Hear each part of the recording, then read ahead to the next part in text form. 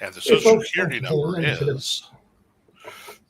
thanks for tuning into the Banff podcast with very special co-host Bear, the Gen X GM, and his lovely black cat. How you doing, Bear? Oh, we're talking about horror, so I thought I'd bring the devil cat. Devil cat beans, eat your soul. Kitty, kitty, kitty. Bye, buddy. Hey, And what's our up? frequent co-host Jacob Blackman, the most handsome man in Norman, Oklahoma, as well as an established freelance illustrator in the RPG industry. Jacob, how you doing tonight? I claim all accolades. And you will see his work in both heroic and valorous. Indeed, he is both heroic and valorous. Yeah, Beard actually, is Jacob, becoming murder. you just posted some black and whites from Valorous on Facebook, didn't you? Mm-hmm. And I posted them on Twitter. So hey, we should talk about that, but let's set the stage for tonight. Sure. We're going to have a series of podcasts throughout October called Fright Club. And the first rule of Fright Club is tell everybody you know about Fright Club. And tonight we're talking about horror media, movies, comics, novels, Pez dispensers. interpretive dance, mimes. Ooh.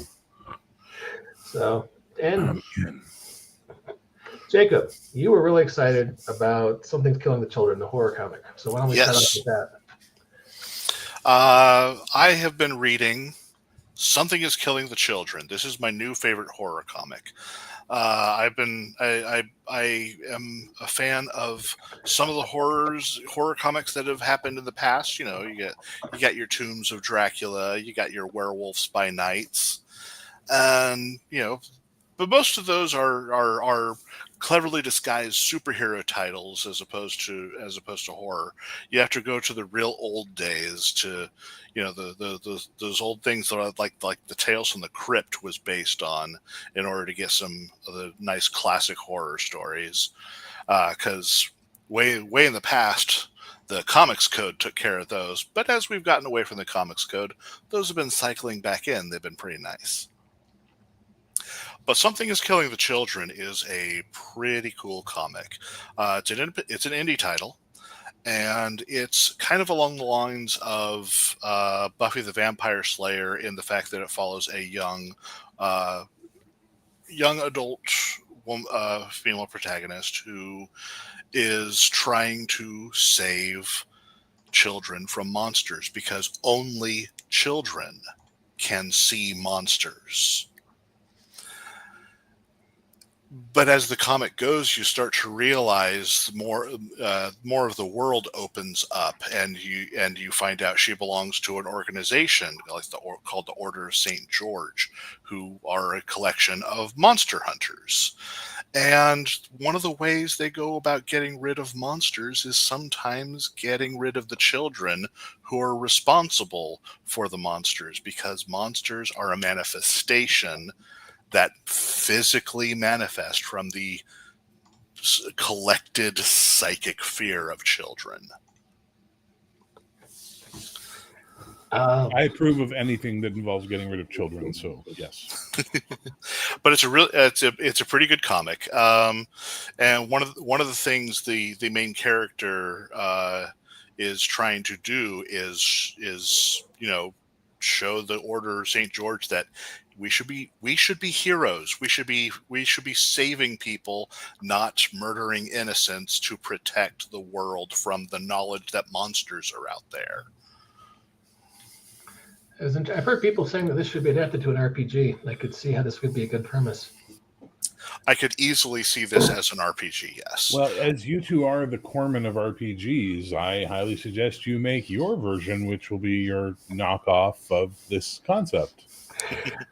I'm busy making joke RPGs right now, so I can't deal with anything serious. You should show him my crawler art. He has the PDF. Okay. I looked at it. It's quite amusing. Yeah. It's quite amusing. I showed that to Owen Stevens earlier today, and he said, "What are you doing something with this? Can I use this?" And I was like, "No, I drew this for Mike Lafferty over at Fanny Games. He's got a 6-month lien on it before it becomes stock art." 6-month lean. Ooh, it's a lean. That's scary stuff, kids. That's adult horror. Leans. I feel like we should show this off, but let's talk horror movies. Since we're October 1st, we've broken the cherry of October. We're into the spooky season. Bear, you're a man who likes his movies and have some experience in the industry. Do you have a favorite horror movie? See, here's where it gets messy, right? Because you have to define horror. Mm. I have a favorite scary movie. I have a favorite gory movie. I have a favorite psychological movie. I have a favorite slasher movie. Like, there's different tempos in horror. It's not just a blanket. It's like saying sci-fi. It's not a blanket. But my favorite, if I had to pick one film of all time, I've talked about this many times before. Changeling, 1981. George C. Scott. Scariest movie I ever saw in my life, and I had the distinct honor of being cast by and meeting the director, Peter Medic, for his episode of Masters of Horror. And it's like one of the feathers in my cap that the man who made my favorite scary movie cast me in something. I was like, yeah, baby. It's a really good movie. There's no gore. The jump scares are earned, what few there are. And there's a fantastic sequence, which I love to tell people to describe to them how good it is. Basically, George C. Scott's character, his wife and daughter were killed in a tragic accident. And there's this, when they're packing up the apartment to move, he's moving to this big house. He's taking a position as a professor of music at this university in Seattle. His daughter's rubber ball comes bouncing out, and he has a little flashback about her and this little rubber ball. Later, much later in the film, while he's in the deeps of the supernatural stuff, he's sitting working at his piano, trying to keep his life together, and the ball comes bouncing into the room, and he's had enough. And he snaps, and he grabs his coat, he grabs the ball, gets in a car, drives out, finds a bridge, throws the ball off the bridge, drives home, opens the door to the house, and the ball comes bouncing down the stairs, and it's wet. Oh. Yeah. It's that kind of movie. It's like, and I'm just telling you, I got goose flesh because it's just that good. I highly recommend everybody watch that film. And if nothing else, it's got a small character played by John Colicos, Baltar from the original Battlestar Galactica. So yeah, that's worth the price of admission. That's kind of cool. Yeah. Hey, I'm going to show off the crawler real fast if you guys don't mind. Okay. Sorry, I'm proud of it. Let's talk about the crawler. I'm very happy. It's from a hopefully humorous product we're putting out soon, and this is a joke based on the 80s fantasy movie Crawl. You old folks might remember that. So every product you release, I'm often reminded why our humor does not connect. It's why we're not making the big bucks. We don't know how to connect to the zeitgeist. No, it's just dad jokes. It's never-ending dad jokes with you. I swear to God. You're literally wearing a T-shirt of one of my games right now. Yes, I am. I am wearing the Cocaine Owlbear T-shirt. I highly recommend everybody go buy it. It's a great shirt. And it's a fun game. We played it on my channel. We did. If I had to pick one favorite movie, boy, I'm a horrible cliche. My favorite scary movie used to be Blair Witch Project, and then I realized I can't watch it twice because once the secret's out, once I know the ending, the tension's kind of out of it. I know I can't really even explain it. It just didn't hit the same way. Yeah, but if you watch it a second time with open eyes, you can see all the stuff you missed the first time. For example, what is it that Rustin Parr was said to have done to the little children in the house? They were kind of vague about that, weren't they? No, he blinded them, i.e. he put out their eyes. When she is running down the stairs to find Mike in the basement, you will notice bloody handprints all along the walls and the stairs that are roughly about 3 feet off the ground. No. Which now makes you think these children who had their eye were finding their ways up the wall. Little things like that make Blair Witch worth the rewatch. There was a lot of world building in that. I was working at a bookstore when it came out, and they had, there were a couple different books they released right when it came out. That there was one that was like it went into the diary of the female character, and a lot of the background, the research she had done, and she'd been doing ceremonies prior to the movie, trying to get in touch with the Blair Witch. So there was a lot of world building that never made it onto the screen. Interesting stuff. So, my wife hates the Babadook, thinks it's horrible and slow. And I agree. Yeah, I like the psychological slow burn. I kind of dug that. So, I would You have ever to. see Session 9? Is that the South African movie with the? No, that's District 9. Session 9 is a movie about these guys who are doing a renovation on an insane asylum. They're taking the asbestos out.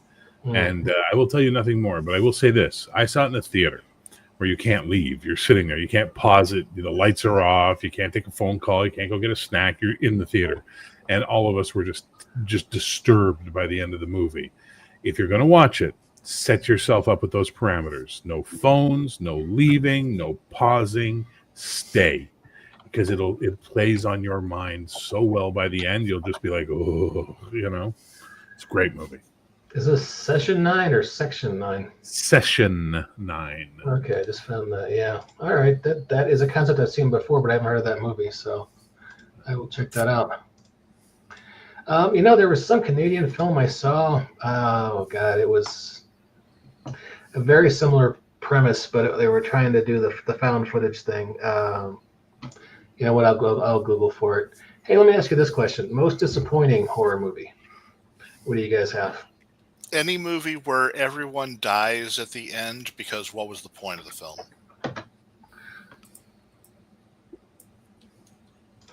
That's fair. Bear, I feel like you're shuffling cards of different movies that disappointed you in your life. There are so many disappointing horror movies out there. So many. But I'm going to have to say Ghosts of Mars. Ghosts of Mars was so terrible. It's literally the only John Carpenter film I don't like and will not watch again. Yeah. Yeah, that was pretty terrible. It just was so stupid. It was just like, I get it. This is your big comment on the music industry. Whoop-de shit. It's not good. As for found footage films, I really enjoyed Grave Encounters. Never saw it. It's one of those things where they're basically doing a ghost hunting reality show, and they lock themselves. Yeah, they're on. I've seen that. Yeah, it's shot at the old abandoned asylum in Vancouver. Yeah. There was a sequel to it a few years ago. I haven't seen the sequel, but I've seen the original, and I really liked the original. It had moments. It had a lot of moments. I was like, "What? The Fog is one of my favorite Carpenter films of all time. Not the remake, the original." Yeah, the original is pretty good. I liked it so much. I ripped it off for my Buffy the Vampire Slayer campaign, where they went on spring break to an island where the fog happened, and they had to survive the fog adventures. A bunch of high school kids on spring break. Britannia Mine? Don't know what that is. I'll have to Google that. Speaking of found footage, I've actually quite enjoyed most, not all, but most of the VHS movies. Oh, I've heard those can be really hit or miss. When they hit hard, and when they miss, they're kind of meh. Every one of them has one sequence that will kill, one sequence that is just why, and then the rest are like, well, okay, not bad. The Abominable Dr. Phibbs. I wish Chris McLaughlin was here. That's one of his favorite movies. Do you ever see the Spanish movie about the reporters at the firehouse, and they go out she goes out on the thing, they wind up in the house where there's like zombies or demons happening? Yeah. I really like that one, because you know that the zombies in that are supernatural, because they're stopped by the Lord's Prayer and all that stuff. So I thought it was really cool. Never watched the American version. Oh no, the American version sucks. But the Spanish version is so good. I think there was. Well, they made sequels to the American one, for fuck's sake. Yeah. But the original version was so good. The Thing is amazing. Yes, I always recommend The Thing. I have to agree. So if we're going to talk about scary novels, you got one, Bear? Yeah, I read The Shining in a cabin in the middle of winter while I was on a hunting trip with my dad. That would It do it. fucked my head. I could see that. But I love it. It is one of my favorite. And I actually didn't, I got to say, I mean, I don't read a lot of horror novels, so most of it's Stephen King. But I would say I really liked The Mist as a story until I saw Darabont's film. And then like Stephen King, I realized the film was vastly superior to the short story. And the weirdest thing is, if you ever watch The Mist, the movie, what people don't realize, you've both seen it, right? You've both seen the movie The Mist? Yes. The old witch was right. She was 100% right, because all the people she said had to die by the end of the film, and right after the last one, which we all know, I won't spoil it for people, what happens? The evil goes away. So that old miserable witch that we all hated and shouted at the screen, and when she got her comeuppance, we were like, yeah, that bitch was right. That's good filmmaking. Mm-hmm. You still want to kill her, though. Oh, the horror genre is mostly bad. And Nerdy Ogre likes Palladium. We can ignore everything he says. Oh! Shots fired! You can get a lawsuit talking that way online, sir. Hey, nerds. Yeah, nerds. You guys ever read House of Leaves? No. I have not. This is a trippy book. It was big around 2000. See if I can find a picture of the cover, because the cover is pretty cool. And that's enough of looking at that. It's put together like a jumble of notes and academic articles and diary entries. And some of the best parts of the story are in the appendix, where it's like the letters from the main character's mother to him, talking about how he was growing up. But So it's basically like Dracula. Similar, yeah. The event that kinds of go around is there's this house, and it's talked. This guy the main character is a guy who finds these notes. It's the people move into the house and they're fixing it up, and they start slowly noticing while they're doing refurbishing it, that the measurements on the outside are smaller than the measurements on the inside.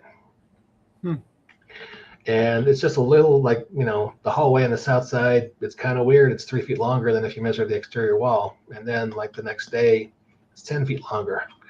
And then one day, it's the same linoleum hallway, but it just goes way the fuck down, for miles. And they send expeditions in there. And the plot's multi-layered, and there's a lot of things going on. There's parts of it where the character's going crazy, where you read the book, you have to turn it around because he's writing in a spiral, and it's crazy. But it was just very evocative. The way the guy was writing about darkness.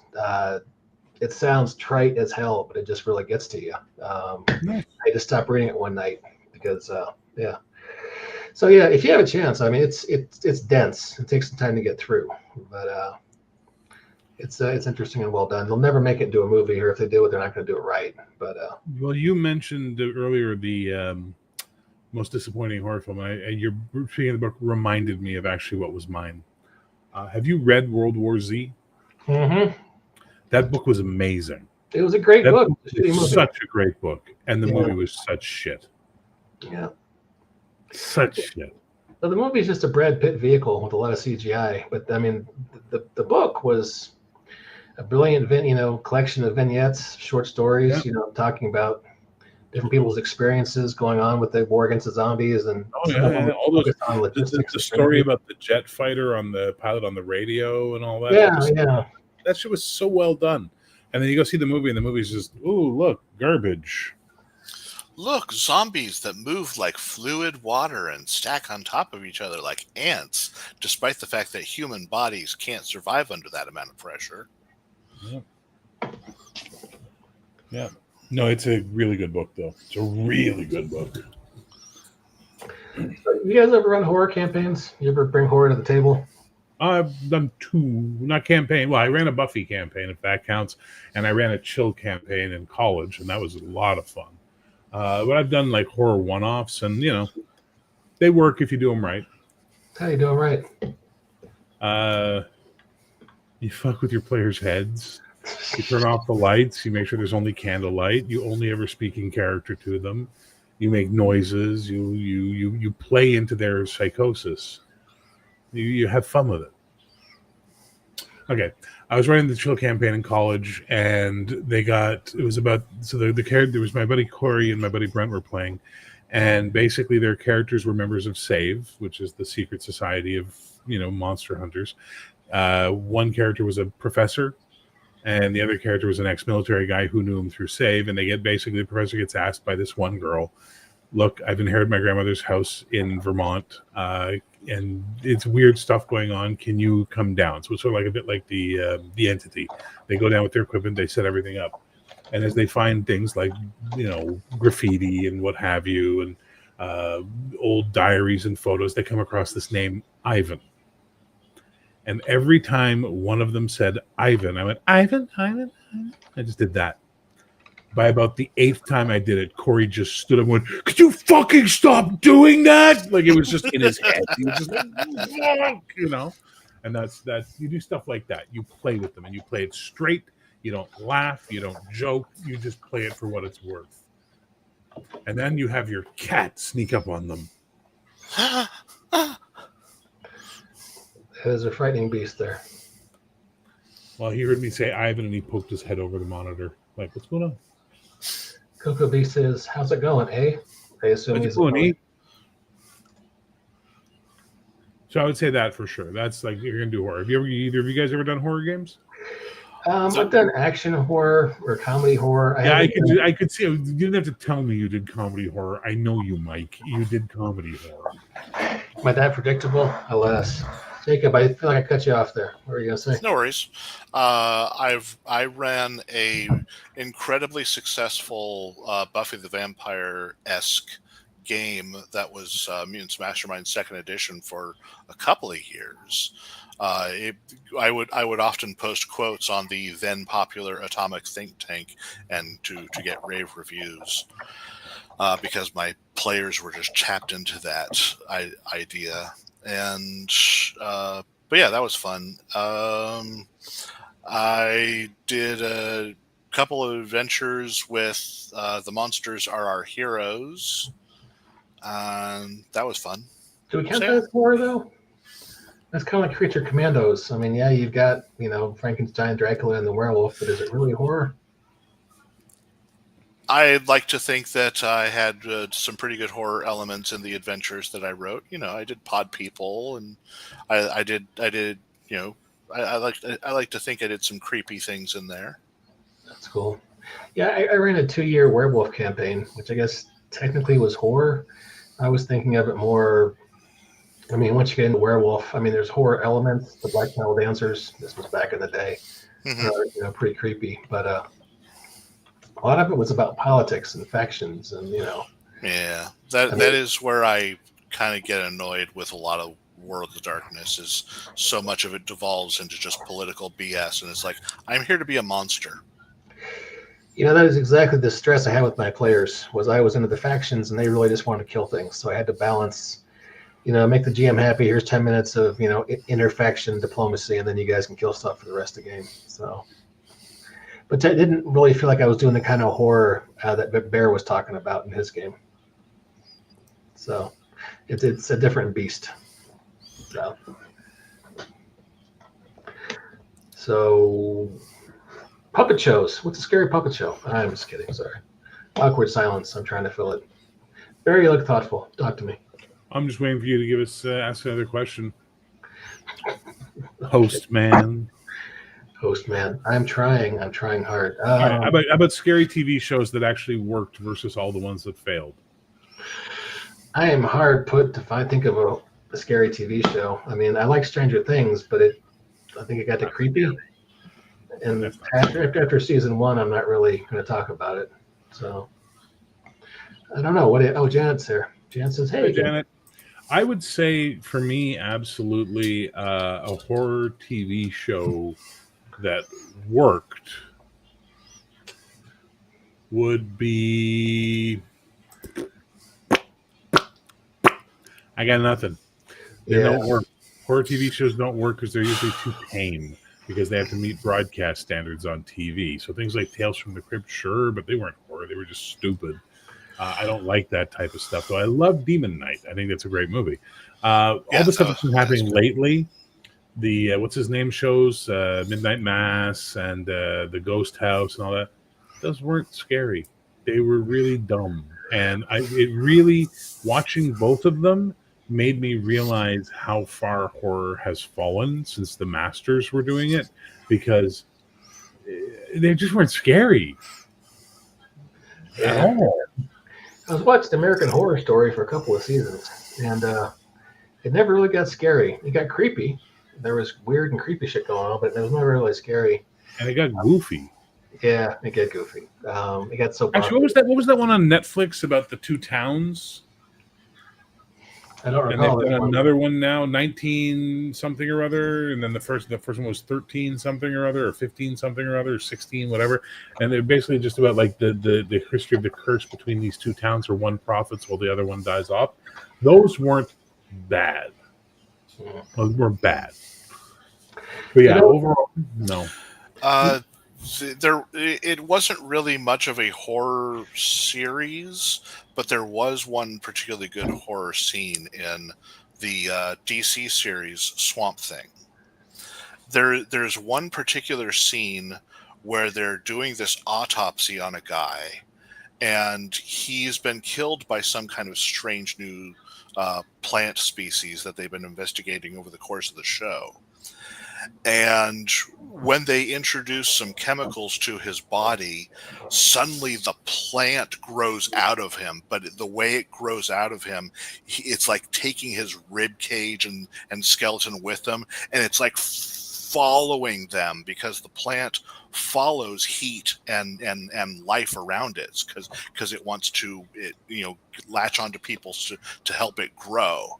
So it's this really creepy scene of plants just coming at you relentlessly. It was a really good, very effective scene. On Netflix, The Haunting of Hill House.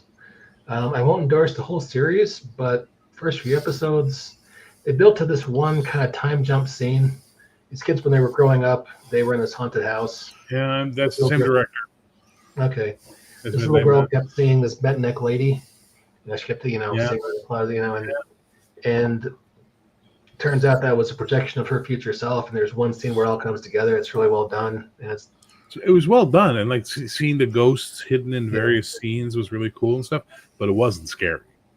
Yeah, I mean, I like that scene with the bent neck lady, but as a whole, the series I don't think was that scary. But it's hard to do.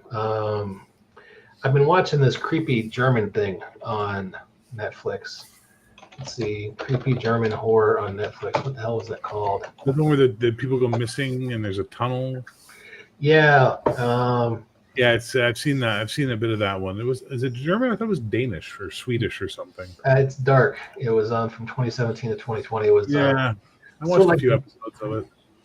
Yeah, sort of like I don't want to say the German Stranger Things, but it came out at the same time, had similar themes. These fucking cats. Hang on. One of the idiot cats has decided to turn off my monitor. They feel horror as a genre is almost doomed by its own nature. If you're young enough to be genuinely scared by it, then you're probably old enough to watch the scary ones anyway. Well, that's fair. It's a very successful genre. I mean, horror movies almost always make their budget back. I mean, there have been a lot of minor scandals with horror studios, laundering money because they always make their budget back. So here's the rule of how you get a film made, okay? Every time you want to sell a film on the market, you have to answer the question, who's the star?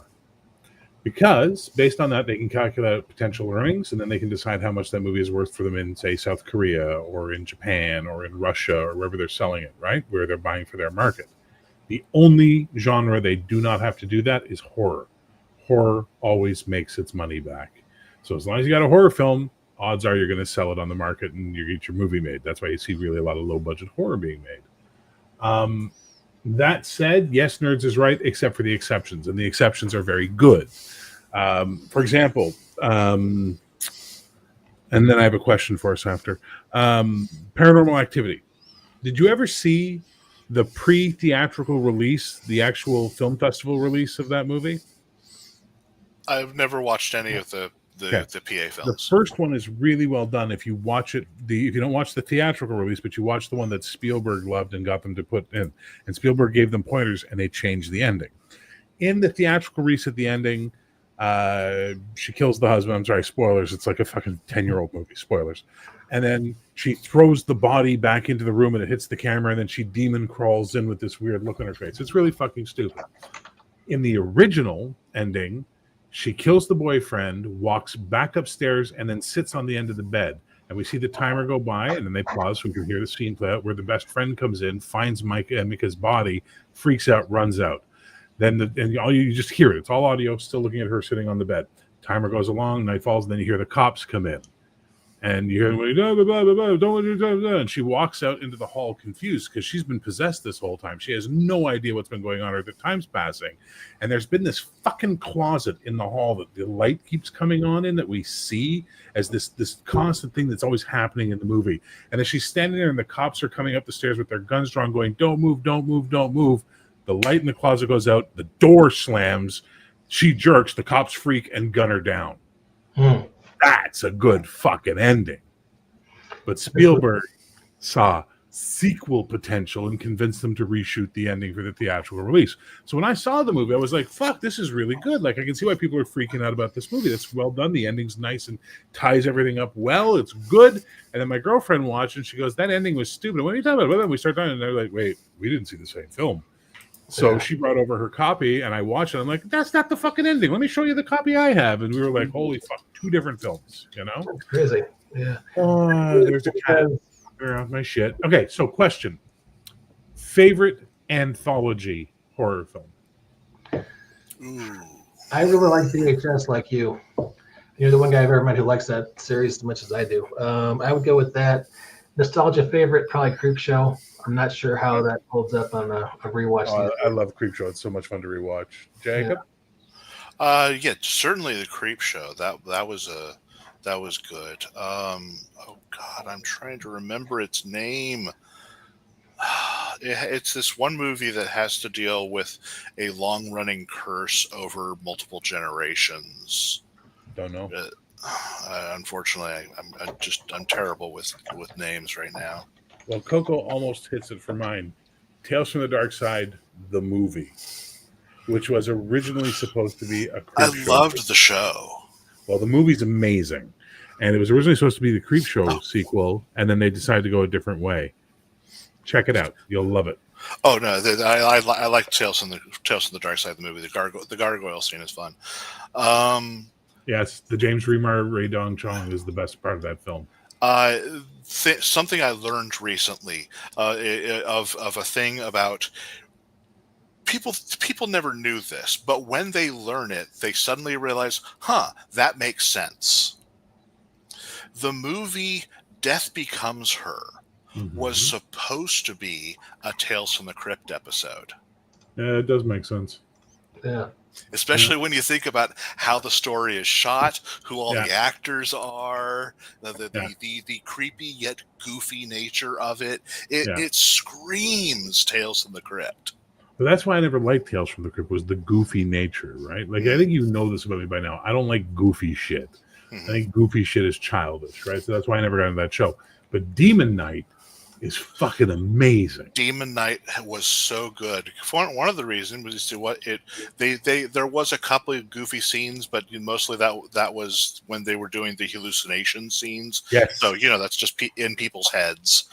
But the overall story and the mythology of that is so now good. Imagine you're playing in my Buffy the Vampire Slayer game where you're all kids in high school, because we tried doing college kids and they were just absolutely like offensive to everyone around them. They'd tell cops to go fuck themselves. Well, this isn't working. All right, we're restarting. You're all in high school now, and suddenly they had to play from that mentality of being kids. They have no power, right? Yeah. Changed their whole dynamic. And then the Drifter in the leather jacket showed up in town. And suddenly there was a lot more demons in town. And by the end of it, they realized, oh, fuck, this is the Demon Knight. And it's like, yeah, baby. Yeah. That shit's cool. Was Buffy actually horror? Well, Buffy was supposed to be taking the elements of horror and showing how they can be flipped on their head. Yeah. And also using horror as analog for a lot of things like, hey, you slept with your boyfriend and he turned into an asshole the next day. Oh, Angel's soul left and now he's a demon. Oh, he's Angelus. Fuck, I shouldn't have slept with him. Things like that. But there are a lot of horror elements and there are a lot of horror episodes where you just kind of go, okay, that's fucking scary or that's fucking creepy. The fairy tale silent episode. One of the best. Yeah. The silent episode is absolutely 100% one of the best episodes of Buffy there ever is. And I hate to say this because I know he's persona non grata now. Joss Whedon is able to do the thing that Marvel isn't able to do anymore, which is let the tension build, then make the joke. Yeah. Right? But let it build for a while. So you get invested, and then the joke becomes cathartic, and then right after the joke has something horrible happen. So you're suddenly, I was laughing, but I'm Whereas the modern movie mentality is, tension's building, joke. Oh, tension, joke. That is one of the things I absolutely hated about Thor Ragnarok. The destruction of Asgard was played off with a joke. It's like that is a heavy scene. That is Thor having lost his mother. Having lost he's about to be losing his father. He's lost his dad. He's lost the hammer. Yeah. Now he's lost his home. I think ultimately Taika Waititi was a bad choice for everything, for literally everything. I hate the movie Things We Do in the Dark, which is all Taika Waititi. 100%. He wrote it. He directed it. It's all his shit. I loved the TV show, which he had nothing but an executive producer credit on and a cameo as a character that returned twice. Big difference, right? When you have someone who understands tension and comedy, they can really make something spectacular. Joss Whedon has that knowledge. When someone doesn't understand it, they're just goofy. You get garbage, and it's the difference between the Marx Brothers and the Three Stooges. Mm-hmm. The Three Stooges are funny if you like slapstick humor, but the Marx Brothers are funny and make you think at the same time. Like, oh, that's a different level. Now that's up a step, right? And that's the difference I find. Mr. Bean is a perfect example of that. Yes, it's a goofy slapstick comedy, but it's not goofy in its subject matter. Its subject matter is an analysis of human existence, which is really fascinating to watch. Well, horror can do that. Horror can have the tension, and still have the comedy. Nightmare on Elm Street, the first one blended both perfectly, but by the third one, it was just, hey, let's kill teenagers and listen to Freddie make puns. That's the problem with this. I mean, you get a lot of horror sequels because the movies make money, but every sequel gets worse, and then eventually, sometimes they try to pretend that the franchise is back now. And sometimes it is. What's your favorite Halloween movie of the series Halloween? Oh, I'd have to go with the first one. Really? Jacob? The one with the young girl. I don't remember which. Was that 4? I believe it's 4, yeah. 3, Season of the Witch. Season of the Witch? Season of the Witch was good. Nothing to do with Mike Myers. Yeah. No, that I liked when he wanted Halloween to be an anthology series, and he did 3, and 3 was good, but people didn't get it because where's Mike Myers? Why are we following the same movie? It's like you don't understand this. My vision is Halloween is eternal. We can tell other stories. We did the Mike Myers thing. First 2 films, that's the Mike Myers story.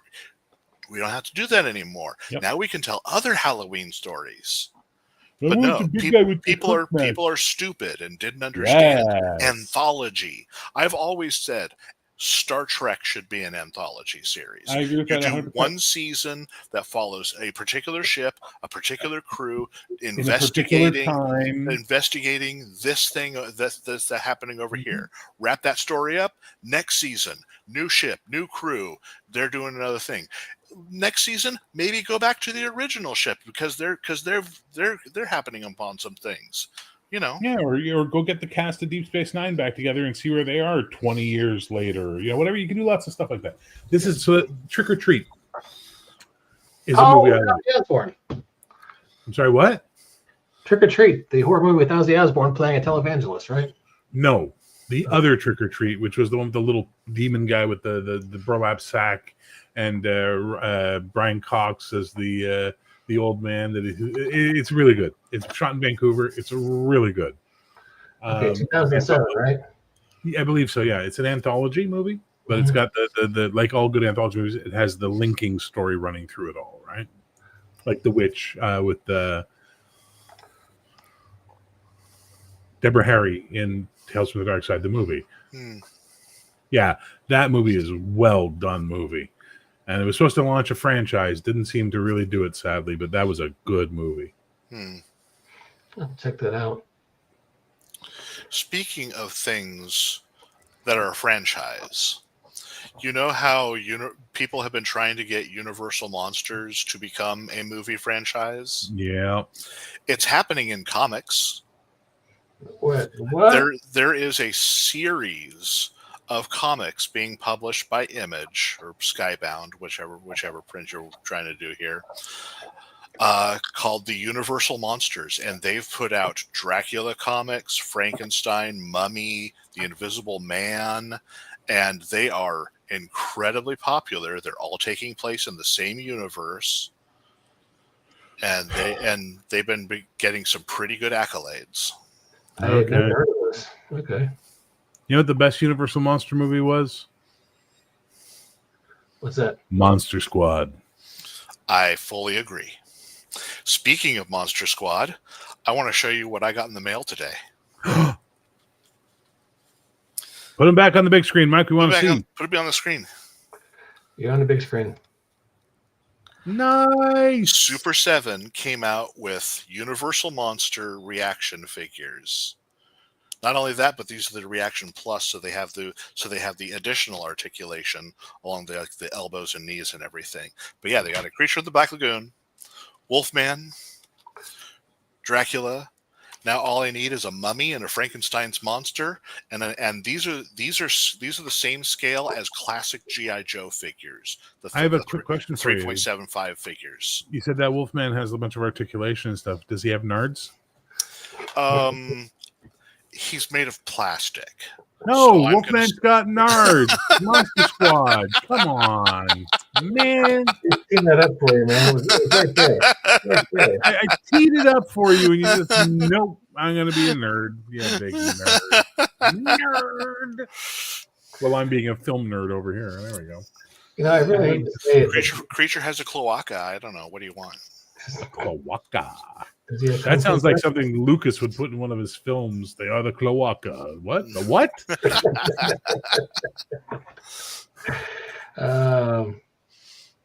So who is Ryan Lopez? Is this a fan of yours? He doesn't like Superman.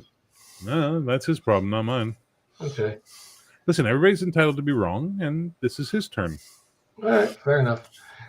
It's a free country, or it used to be.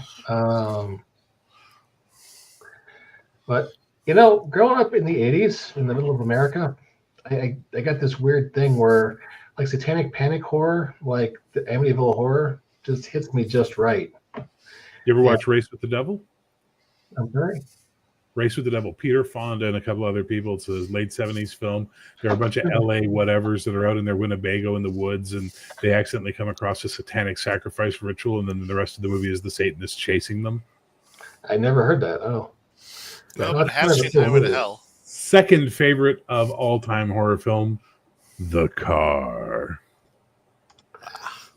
What happened that movie is so good. Yeah, that's Race with the Devil, yeah.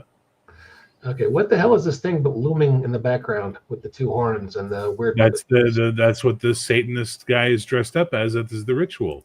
Okay. As Beelzebub.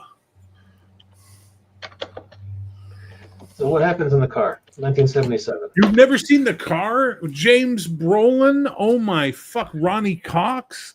So basically it's about this town in the Southwest, up in the, like in the mountains or whatever, and this fucking black car that is indestructible and has a horn that is just going to make you fucking shit when you hear it, just starts terrorizing the town. It's the stupidest premise possible, but it works 100%. Highly recommend it. I'll have to check it out. You're educating me. I'd literally never heard of that before, so it was kind of cool. So, see, if I were to show you my 10 favorite horror films, you'd understand why I think most more modern horror films are shit. Because they don't make the effort anymore. It's a genre that gets saturated. I mean, there's so many coming out just all the damn time. I mean, there's a lot of low effort horror on streaming too. There's so many stupid ghost hunting shows now these days, which is just guys running around houses with night vision cameras. I don't know, my favorite ghost hunting. Okay, so I don't know if you remember, I had a channel where I did a whole bunch of ghost reaction videos. And one of my favorites ever. It's like one of the things I love about those ghost reaction video shows is they show a lot of ghost hunter stuff, but it's the way the guy who narrates it is always trying to make you believe that something. Did you see it? Like it's so bad. And we're watching one, and it's in Australia. Well, the clip is in Australia, and it's a guy exploring a church in Australia, and then he hears something. And he points his camera up to the balcony. And a fucking guy in a sheet walks through the balcony. And the guy doing the fucking narration, it's like, was it a ghost? It's like, no, it was his asshole buddy. What's wrong with you people? And that's my primary problem with ghost hunting shit, is that it's always like, I feel something. Oh, something grabbed me. He was grabbed. No, he wasn't. He was pretending. Fuck. So the only one of those I really, really liked was Mind Seed TV, which if you watch some of the great debunking channels, they'll show you where they debunk the stuff they do, but they did it very cinematically. So they were telling a story while you were watching their ghost hunt, and it was more fun that way. You knew it was fake bullshit, but they were investing. It wasn't just a bunch of middle-aged guys wandering around and being stupid. It was, it was something interesting. Oh, he was on your channel, not mine. Haha. Yeah, sorry about that. I had to put him into a timeout. He was getting crazy. That's okay. You got to do what you got to do, man. I understand a certain percentage of your population who are just high on the internet at any given time. So it's to answer Marco's question, I will tell you this: Final Destination 3 is the one with the log truck, or is it 2? 3. 2.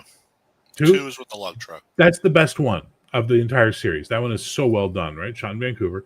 Really, really well done from top to bottom. But when the first one came out, we were like, oh, okay, we watch it, whatever. Horror film, stupid. That's fine. Ali Larter's cute. We'll move on. Then they announced Final Destination 2, and I was like, wait, the first one was called Final Destination. What is this, Penultimate Destination? Right? Like, what the fuck are you talking about? Then my buddy just goes, Final Destination 3.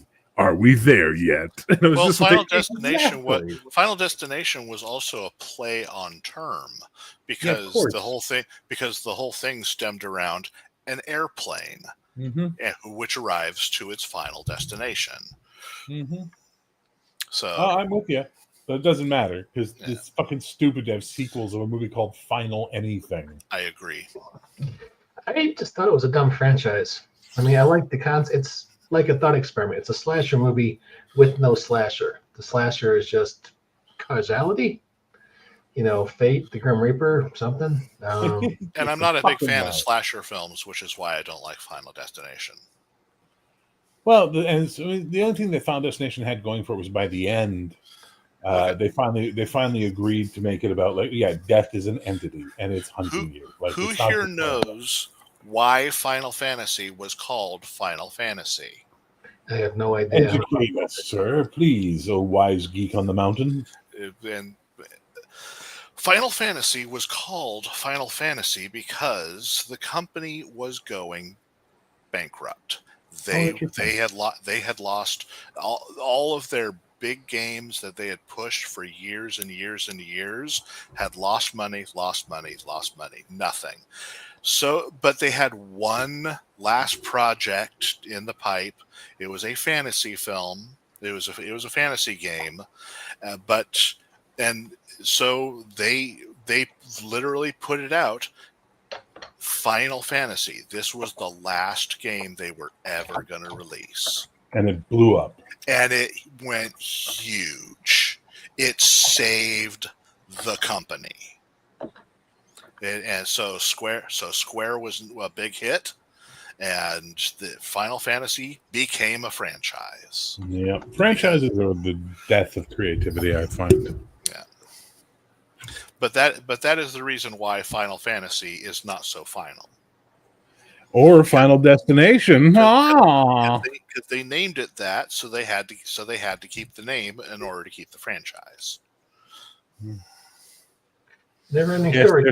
there's a lawsuit you can join. It's a class action suit. Have fun. And of course, you also have to show them on the Luck Dragon where they touched you. So enjoy that. That movie's kind of freighted with trauma for our generation. Sorry? Never-ending story. It's a Gen X trauma bond. It's, watching for Artax driving. Artax, exactly. Don't give up hope. But Artax is there at the end, so it's okay. Artax wins. Yeah, Artax lives. I don't see what the problem is here. See, everyone I was traumatized. Really? You were emotionally scarred in ways that you will never recover. That is the definition of trauma, by the way. Oh, so you're a millennial or Gen Z is what you're telling me. It's like, because for Gen X, that was just more fucking scabs and scar tissue for us. I watched the Transformers movie, and I was traumatized. I was sad. I wasn't traumatized. Did you cry though? People throw these words around way too easy. But when they do, I think back to the words of the greatest philosopher of Generation X, Henry R. Rollins, who said, "Scar tissue is stronger than regular tissue. Accept the strength and move forward." Mm-hmm. Yes, I cried when the horse died, and then I got happy at the end when the horse lived. I cried at the end of Orca. Because I was on the side of the whale for the whole film. Well, I bet you're happy with what's going on these days. Why? What's going on these days? Orca attacking yachts and just sinking yachts all over the world. I don't give a shit about. I mean, good for them. I don't give a shit about that. I'm just saying the movie. I'm watching the movie. I'm a kid. It's on TV. We were watching it. My sisters are like laughing at me because I'm crying at the end. But my fucking mother, to her credit, was like, "No, you see what he's saying? Like he clearly the whale was right." They killed its mate and its unborn child. It was getting revenge, and now it's going to die. It's sad.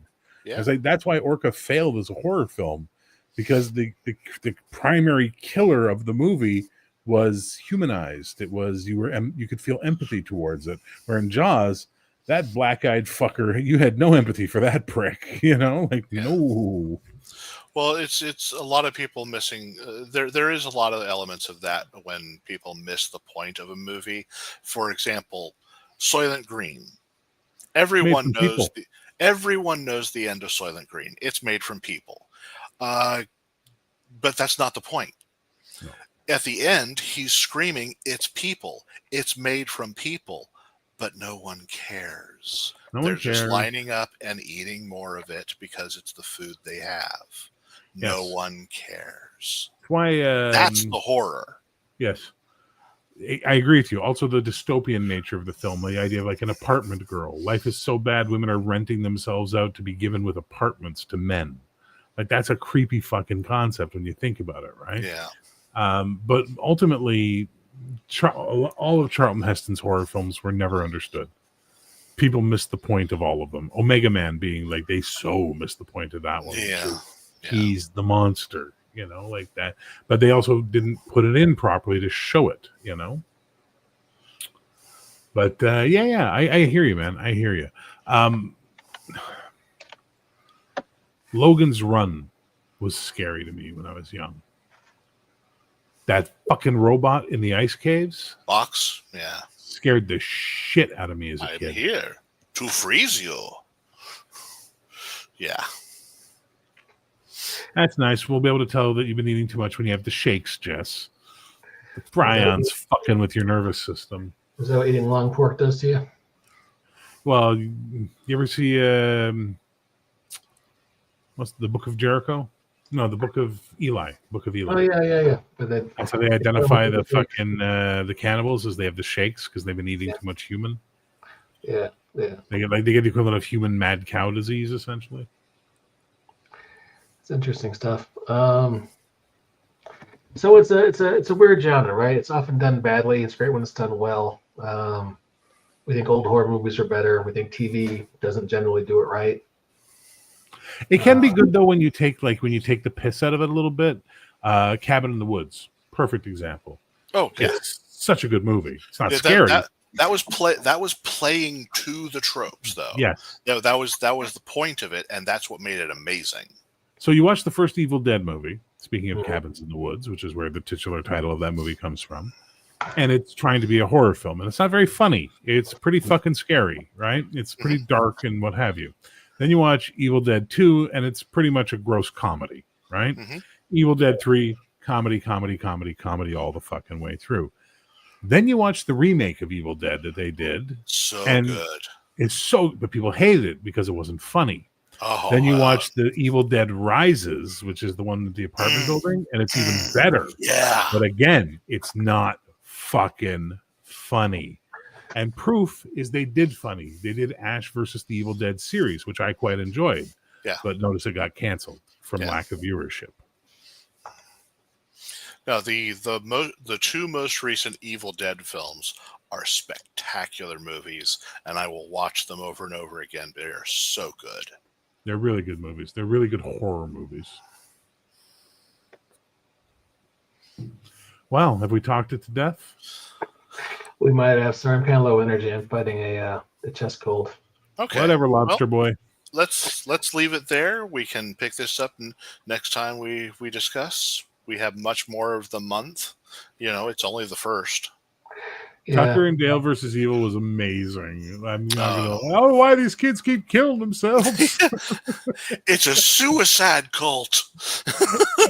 Hey, going into the forest. Nerdy Ogre has an interesting point about Christmas Carol with George C. Scott being scary, and I will agree. That scene at the end where the Ghost of Christmas Future, throws him in the grave and looks over, and his hood comes back and you see his skull. Back in those times, there was a tradition of telling ghost stories at Christmas, around the end of the year. It was a thing people did. I think it'd be kind of an interesting thing to bring back. It's one of the things that's listed in the song "Most Wonderful Time of the Year." That's true. It was.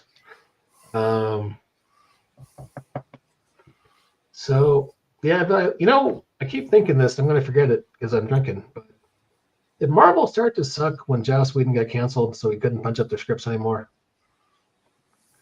Like about when Joss got canceled was about when Marvel movies stopped being so great. Marvel movies started sucking when they started buying into the message as opposed to telling good stories. Well, yeah, but that's also after Endgame, where you have. No, it's not. It's before Endgame. It's Captain Marvel. If Captain Marvel had come out after Endgame, it would not have been as successful as it was. The only reason it was successful was because everybody thought they had to see it because it was part of the story that was unfolding. It wasn't, and therefore not fucking important. Yeah. The scariest movie when I was a kid, now I think about it, God, was it? It was just that fucking James Dean movie with that fucking purple ooze taking over a small Midwestern town. Blob. That was the remake of The Blob. Yeah, the James Dean one's the original. Yeah, it just scared the hell out of me. I'm not even sure why. It was, the remake was really good. That's because they did really creepy effects of showing what it looked like to be eaten and digested by the blob. No, that's the sequel with Shawnee Smith. They really show you that shit in that one. Or the remake, sorry, not the sequel, the remake. But the original with James Dean's a damn good movie. But the remake from the 80s with Shawnee Smith in it is a really good fucking blob movie. Yes. And if you want to watch something just for fun that's not scary but can feel a bit scary, I would highly recommend Killer Clowns from Outer Space. And if you want one that's a nice mix of scary and funny, Night of the Creeps. Night of the Creeps is good, yes. That is probably fucking one of the best. What's his name? The actor. He's in Halloween 3. Tom Aikens. He says it's his favorite film he ever made, but Jesus Christ. Ladies, I got good news and bad news. The good news is your dates are here. What's the bad news? They're dead. It's just fuck. It's such a good movie. Yeah. I thought I knew this genre, but I literally never heard of that. I really recommend The Creeps. It's good. Night of the Creeps is made by the same guy who did Monster Squad. Event Horizon's a great movie. I wish they hadn't destroyed all the footage from the fucking hell scenes. The pricks. They stored the fucking negatives in a Romanian salt mine. Someone hated that movie so much. They did that to it. What was that last? Oh man! Once again, like the weird Satanic Panic stuff always gets me. There was some Rosemary's Baby, The Omen, the Last Exorcism, I think. The Exorcism of Emily Rose. The Last Exorcism, 2010. Never saw it. It's a found footage. There was a sequel that was terrible, but this guy's.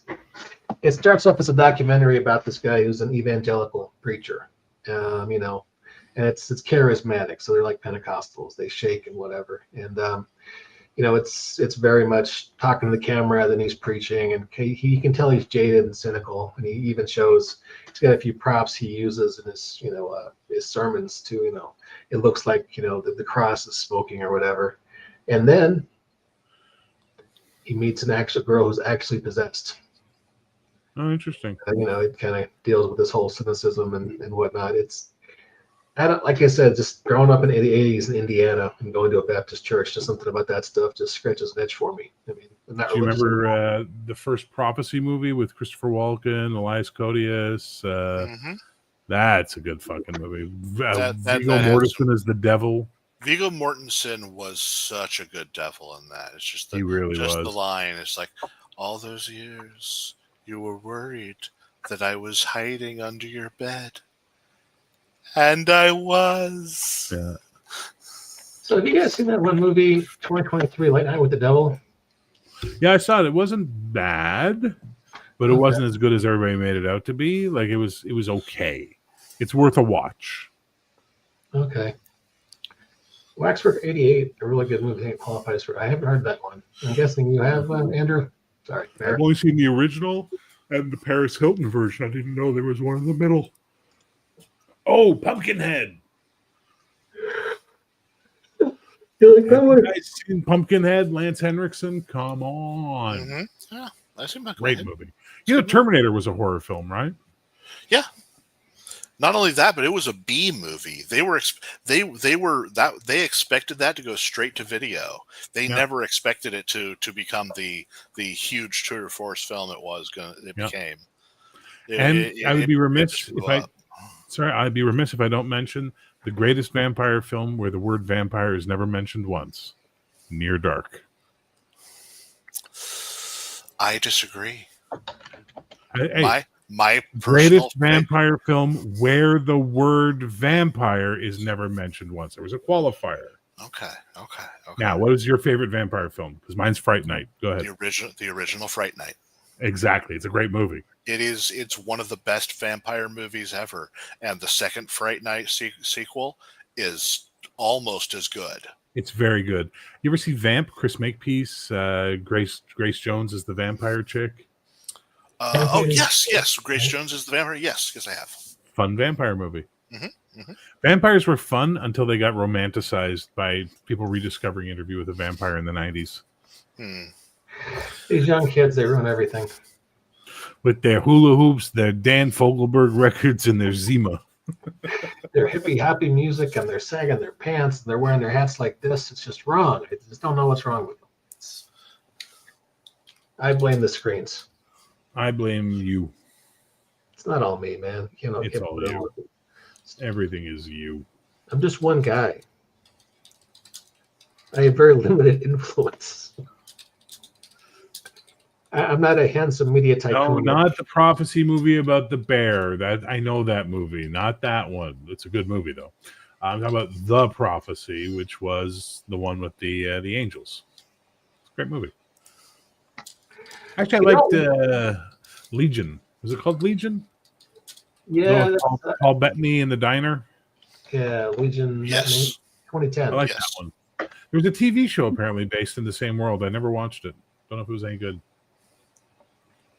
I'm not sure. I always feel like they could do more with that particular genre, but once again, I grew up in a time and place where that stuff was kind of hammered into you. So, Dude, have you ever watched Family Guy? I'm kind of required to. Yeah, I've seen it a few Do you remember times. the episode where they did the rapture? I did not know. So they did an episode where the rapture happens, and then they show what happens on Earth after. And by the end, it's a Mad Max film where fucking Stan is like lost one of his arms and he's driving around and he teams up with Jesus to go take out the Antichrist. It's so fucking well done. When it was over, I'm like, why has no one made a role-playing game out of this concept? The idea of playing in the time of the people who are led that 7 years where hell is free on Earth. That would be such a good fucking game. I have seen numerous role-playing games. Which ones? About the If post-apocalypse. you say Deadlands, Hell on Earth, I disagree.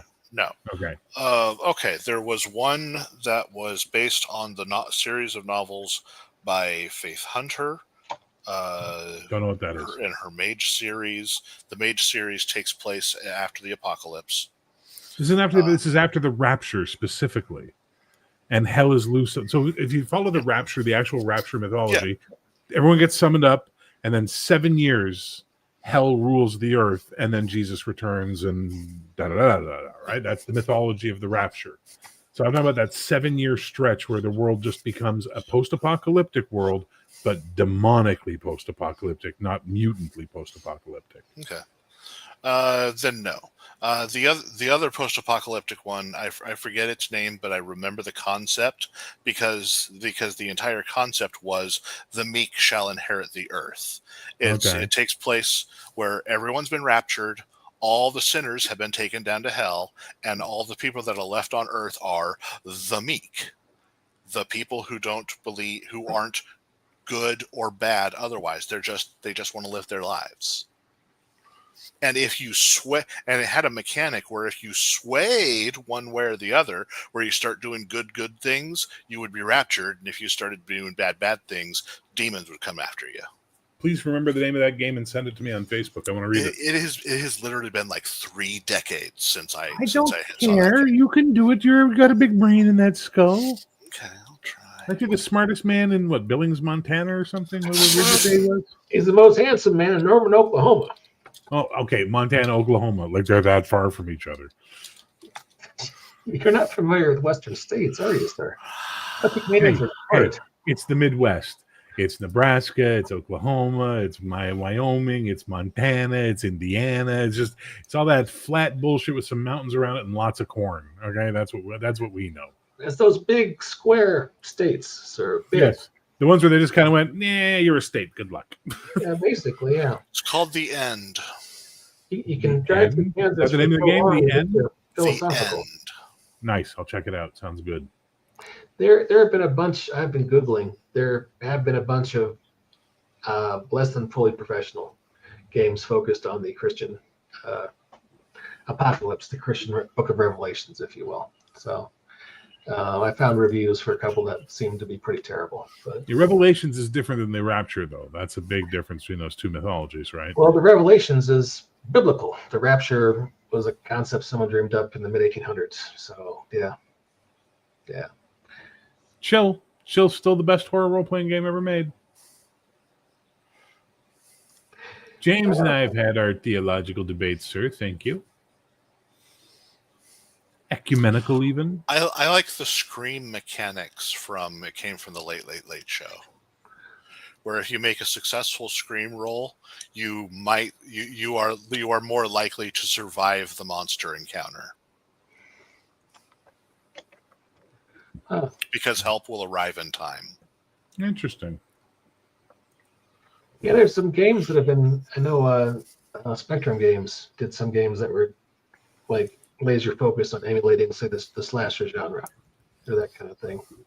Mechanics that were geared towards that. But I'd love to see like a zombie movie set in the fantasy world. Like you got a bunch. Shaun of the Dead, but it's D&D. Dungeons and Zombies by Eden Studios, using the all flesh must be eaten mechanics. Exactly like that. Yeah, I'd love to see that as a movie. Someday I should talk about and send you the history of the horror world I created for my uh, Monsters Are Our Heroes campaign that I ran. Oh, nice. Well, what you should do instead is convince this guy to publish it, like the Corman of your RPGs that he is, and then you'll be able to get it out to everybody, and that'll be even better. Okay. We could do that. We're working on various things right now. Yes. Corman always had 30 films on the go. I'm just saying, you got to step it up. They could do some rookie numbers. Got to pump those up. Rookie numbers. Art is expensive, sir, as you are well aware. I'm well aware. We're all well aware. I think we just tie Jacob in the basement, feed him pizza crust, and go art monkey, art. I demand more than crust. No, you understand. You're in a cage. You are in a position to demand nothing. Yeah, and my cage has my hands in it when my hands are making the art. It is amazing what happens when you use a taser and a bucket of water on a man. Uh-huh. I scream, and then I don't draw. It puts the pencil to the paper. It gets the hose again. You understand? That's all I'm saying. Work with me, laugh. He's in fucking Wybraska. No one's going to hear him scream. There's already a lot of screaming at night in Oklahoma. They wouldn't even notice. Exactly. He's in Oklahoma. He'll be fine. Oklahoma, Toba. It's out there. It's, you know. I'm telling you, it's just the middle. It's flat. Sound carries, but no one's there to hear it, except the sheep. I was walking my dog one day, true story, and this guy comes up and goes, "Hey, sir, have you seen my steer?" And at the time, I was about 10 miles north of where I live today, closer to the foothills and some rangeland. And I was like, I haven't seen your cow. I'm sorry, buddy. I can't help you with that one. What state are you in again? Colorado. Wow. That explains way more than it needs to. Elucidate. Explain.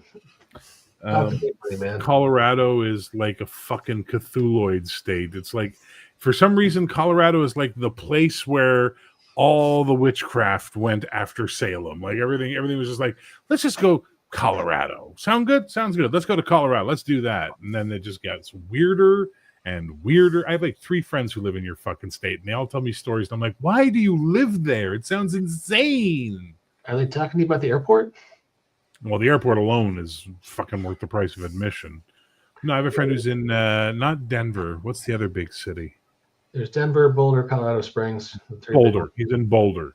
And some of the shit he tells me, I'm like, what the fuck is going on in that state? He described it as, it's like a state full of liberal cowboys. And I'm like, what the fuck is a liberal cowboy? Yeah, I mean, you got to understand, Boulder is a whole different place. Boulder is cool, but they call it People's Republic of Boulder. It's the People's Republic of Boulder. Yeah, it's a different world out there. I'm a big fan of the People's Republic of Californistan. I think that's a pretty awesome place. The Soviet Republic of California, pardon me. Yeah. I don't have anything against it. I like it. It's just, although it used to be cool, there was more hippies. Now there's a lot of, whenever you get a cool scene, all the rich folks come and kind of weaken it. So that's kind of where Boulder is right now. So fair. Yeah. Fair. Colorado Springs, though, is one of the most conservative places I've ever lived. I went the mistake of going to the gym one day. Didn't have headphones. The lady next to me on the treadmill wants to talk to me and tell me all of her life problems. I'm too nice to say no. And her big life problem that was causing her much angst was she went to church on Sundays. Her daughter went to church on Sundays and Wednesdays. And her daughter was convinced that her mom was going to hell because she wasn't holy enough. She was only going to church one day a week, and she was worried her mom's soul. And they were arguing about this. Nice. It is that kind of town. So yeah, it's those two places. Yeah. Anyway, enough about Colorado. We should wrap it up. Jacob and Bear, thank you so much for coming out, guys. Try to do one of these next week. If you have a theme idea, let me know. We could do best slasher movie or. Well, I think you're going to run out of steam if you keep doing the open form. All right. So I would highly recommend narrowing it down, right? Yeah. Best slasher, best possession, best demon, Yeah, I got it, Janet. I'm looking right now. Okay. Yeah, we could just do exorcism and possession movies for a Okay. bit. Hey, Janet, vampires suck. Get it? All I'm going to tell you, Lafferty, is that I have had enough of your foolishness and tomfoolery. I will swallow your soul and sell it on the market. Chills, Bear. Chills. You Not my could be in soul. Hellraiser. You could be a chubby pinhead. When I was playing my first vampire LARP, we made a webpage for them, and we took sound bites from different movies for each clan page. So, like for the Venture, it was the quote from the Jack Ryan movie, Hunt for Red October, where's the guy saying, I'm a politician and a businessman. He's what I'm not kissing babies, I'm stealing their candy, right? Things like that.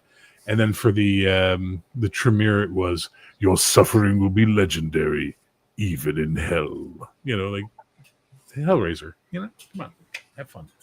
That's fair. All right, guys, let's call it a night. Thanks everyone for checking in, and we'll catch you It's next a night. time on the Band Podcast. Bye.